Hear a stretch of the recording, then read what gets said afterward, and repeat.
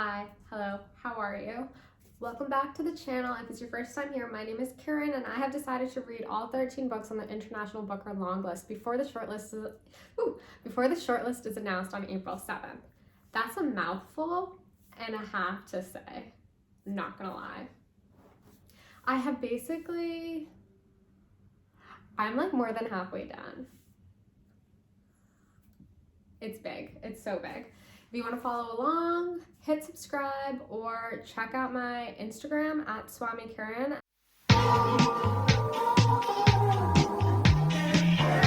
What are we going to talk about today? We're going to talk about this banger, Paradais by my girl Fernanda. Now this is my first novel that I've read by this author. I've heard hurricane seasons. Word on the street is that hurricane season's a little bit better, but I really enjoyed this. Context, this is a story of two boys, and to call them boys, these are young men. They're like 16, maybe the other kid's 14, like they're not 8-year-olds, they're not like little boys, they're teenagers, okay? So that's just the preface. So these two kids, we have Polo, the poor gardener at this residential complex, and then we have Fat Boy. I think his name is Franco, but who knows? We have Fat Boy, who is hella wealthy and incredibly annoying. Now these two characters are in the same space and they enter into a precarious friendship where Fat Boy supplies Polo with liquor, and now Fat Boy is obsessed with the new neighbor, with like Mrs. What's her name. She's a hottie, she's a baddie, everyone thinks she's hot, and his desire for her is intense, extreme. Fat Boy gives incel vibes. He can think of nothing but his desire, his depraved desire to exert control over this woman. That's just background. Now, what do I want to say? I actually want to provide like an overview for what I think this novel is about. This novel is about rage. And I know I said the same thing about phenotypes because like, yeah, that was about rage, but that was a rage fueled by race. This is the rage, this is masculine rage of young boys. You know, this is different. And this isn't the rage of Lisa Tadio's Animal, like a female rage. This is young people, masculine rage.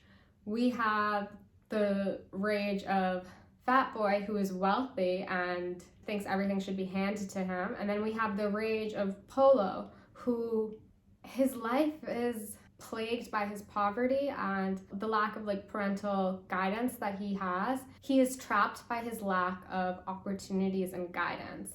And it's hard to read because I think personally, I think being young is really hard. It's hard to make something of your life when you have so much stacked against you. It pains me to read about Polo's life, even though, yeah, like there's things that he could be doing better. But that's besides the point. Why this novel was successful for me is, unlike in Phenotypes, I don't know, it's so annoying of me to talk about that book. If you haven't read it yet, there won't be any spoilers, but check out the review. You know, I don't know, just I need to like provide a sort of comparison, right? Because that's how I make sense of things in my brain. But in Phenotypes, we were introduced to our main character, Federico, and we would be going back in time and then jumping to the present. And something felt a little messy for me.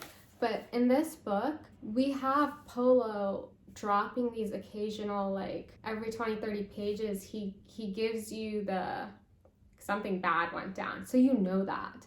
And then he takes us through what got us to that point, but also he'll talk about his grandfather and his relationship with that man who was an alcoholic but was a self-made man in his own capacity, and he was, you know, a guiding force for Polo. Polo keeps on repeating how much his life has gone to shit once his grandfather died, and how much he misses him, and how he was able to turn to his friend who was more of a cousin because his grandfather had taken him in as a young boy, Milton, that's the guy's name, how he had Milton in his life, and that was another person who was there to guide him and be friends with him, but then Milton dips on him, and he is just weighed down by the lack of prospects, but also it feels as if Polo has all these things coming at him, and he feels like he can't do anything to escape, and all he wants is to be free.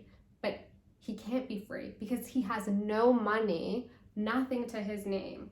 But then you have Fat Boy, and Fat Boy has so much opportunity and could have anything in his life, and that kid is still wild.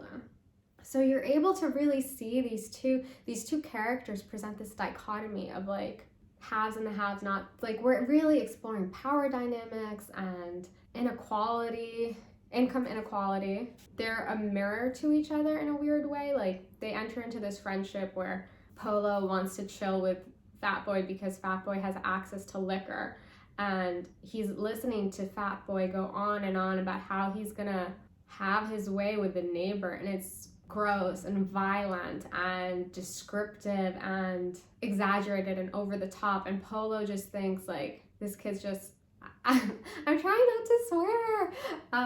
Polo is just like, kid's just talking. It's not for real. It's not for real. But then things keep on escalating. They keep on escalating. And then finally, shit hits the fan. And the novel ends in such a way that we see how Polo deludes himself. That's all I'm going to say. I really enjoyed it. I think the language, stunning, so good. At one point when he's a gardener at this residence, it's snowing outside, oh my gosh. Polo's a gardener and he has to also take care of the pool. He notices there's a birthday party happening, and the kids, he describes them as squealing with suicidal glee. The descriptive poweress of the language, next level. It is really good. And then there are moments where Polo, as he has to like combat the nature, like this isn't a nature book really, but there are some moments of description. And one of them is how Polo is envisioning himself as a samurai, like with his machete ready to chop and like take things down. Like, I don't know, it was just really working for me. These like visuals are so strong. The language, great. I need to get my hands on Hurricane Seasons and give it a go, because I really liked this. I think it's a story about rage, power, inequality. It's crazy. It's a wild ride. I recommend you read it. I hope, pick it up. Have I said this about all of them? But you really get your hands on this. It's an easy read. I loved it, and I hope you will enjoy it as well. Okay, see you guys later.